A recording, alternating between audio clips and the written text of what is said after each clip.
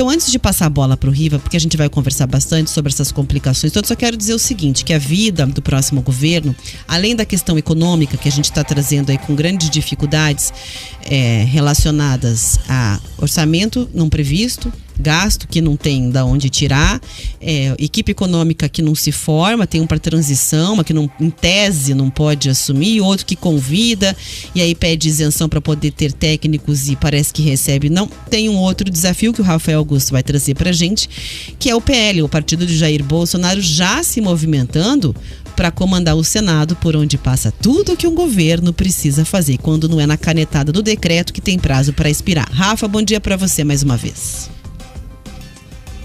Oi, Rafa, bom dia para você, bom dia a todos. Pois é, né? Com a definição dos deputados e senadores que representarão o país nos próximos anos, o Congresso Nacional agora se prepara para as eleições internas, processo no qual os parlamentares escolhem os chefes das duas casas, né, legislativas. Se na Câmara dos Deputados o favoritismo de Arthur Lira, do PP, é reconhecido, inclusive por aliados do presidente eleito Luiz Inácio Lula da Silva, que já reafirmou que não irá interferir no pleito, no Senado a disputa será aberta. O atual presidente da Casa Alta, Rodrigo Pacheco, do PSD, é candidato à reeleição. Parlamentares do PSD, presidido pelo Gilberto Kassab, né, dizem acreditar que o mineiro tem os votos necessários para a recondução. Apesar disso, o Partido Liberal, o PL, né, ele se movimenta para apresentar um candidato competitivo capaz de derrotar Pacheco. Por se tratar da maior bancada, com 14 senadores, a sigla do presidente Jair Bolsonaro reivindica o comando da casa para o biênio 2023-2025. Segundo integrantes da cúpula do PL, ouvidos pelo site da Jovem Pan, 3 nomes vão disputar um processo de prévias para a escolha do nome que representará a legenda no provável embate com o candidato do PSD. Os 3 nomes são Eduardo Gomes, do Tocantins, líder do governo no Congresso Nacional, Carlos Portinho, do Rio de Janeiro, líder do governo Bolsonaro no Senado, e Rogério Marinho, do Rio Grande do Norte, ex-ministro do Desenvolvimento Regional. Outros nomes vinham sendo cogitados para a disputa, mas, ao que tudo indica, esses que sairão como candidatos. A gente lembra, né, que ocupar a presidência do Senado é o objetivo do presidente do PL, Valdemar Costa Neto, e em entrevista coletiva nessa semana, ele, né, que foi preso e até mesmo aí condenado pelo escândalo do Mensalão, deixou claro o que pensa sobre as disputas internas no Legislativo. O dirigente lembrou que o partido também elegeu a maior bancada na Câmara dos Deputados, com 99, mas explicou que irá apoiar a reeleição de Lira. Então tá aí, né? Essas eleições aí do Senado parece que vão repercutir e ter esse embate. E aí resta saber se o PL, mesmo tendo aí o maior número de candidatos eleitos, agora se vai conseguir aí tirar o atual presidente do local. Volto com vocês aí no estúdio. Obrigada, Rafa. É isso, Riva. A gente já percebe. A gente vai falar, aprofundar ainda nessa edição aí, questão orçamentária, questão de nomes de integrantes da equipe de transição. Porém, já temos aí gente participando que não sabe se pode participar e o Senado se preparando para fazer um muro de oposição com o comando do PL. O que você ter um líder no Senado da sua oposição extrema ao governo não deve ser nada fácil. Pensa aí você, presidente, sei lá, da direita com petista comandando o Senado. E aí é vice-versa. O jogo fica difícil. E a gente viu já na última semana o Lula com aquele... Eu até pontuei, né? O Lula com aquele discurso, meio que... o Brasil tem que se unir. Eu reconheço que cada parlamentar foi eleito com sua legitimidade e tal, meio que abrindo as portas para o diálogo com a oposição. O Barros tem uma entrevista que eu dei um manjo, como você fala, na Gazeta do Povo hoje, dizendo que o Centrão não vai entregar tudo o que o Lula espera, não. São as aspas que a Gazeta está trazendo hoje da entrevista do Ricardo Barros, que é o líder do governo Bolsonaro na Câmara.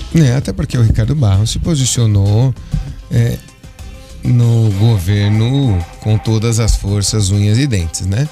E é um líder do Centrão. O Centrão, ele é fisiológico. O Centrão, ele senta e negocia. Sempre foi assim, sempre vai ser assim, porque historicamente é assim, desde que esse país existe, né? Ainda há figuras ali dentro do Centrão que fazem parte das famílias que eram donas das capitanias hereditárias desse país, né? Que ganharam esses títulos do governo. Agora a gente precisa decidir qual é o Lula. A gente não, ele, né? Qual é o Lula? É o Lula que fala para a militância, ou é o Lula que fala para os empresários, é o Lula que fala para os políticos, ou é o Lula que fala para os empresários? Qual é o Lula que vai ser? A parte econômica do país vai estar na mão de qual presidente Lula? Bolsonaro sempre deixou muito claro, eu não entendo de economia, chama o Pospiranga, era o Guedes que falava. Porque percebeu que as vezes em que falou bobagem foram muitas, ele afetou, recolheu os brinquedos. O Lula não tem essa humildade. O Lula é centralizador, sempre foi. O comando é dele, ponto. Por isso da história do eu não sabia não é crível. Faticamente ela não é crível.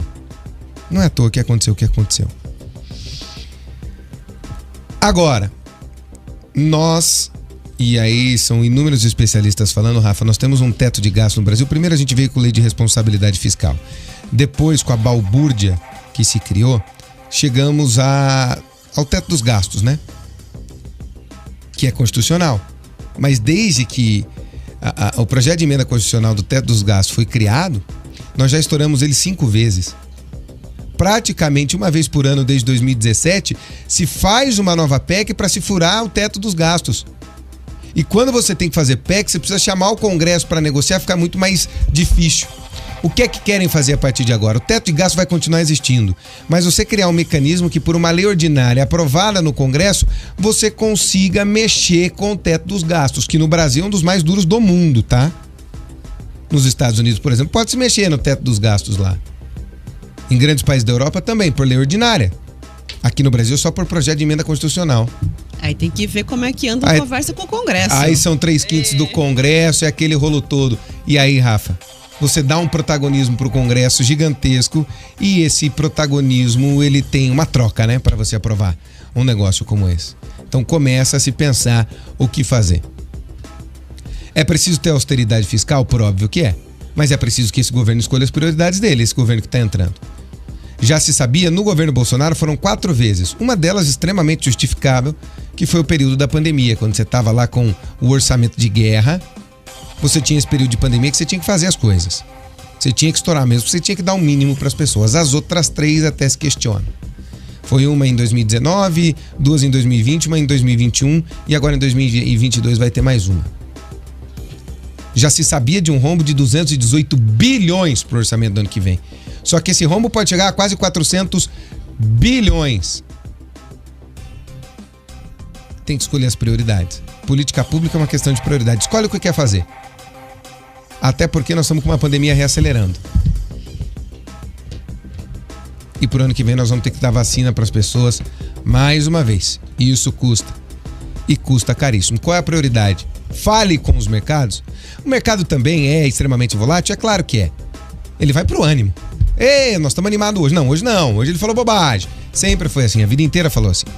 Sempre é dessa forma, porque é uma questão de percepção. É relevante o mercado despencar? Óbvio que é.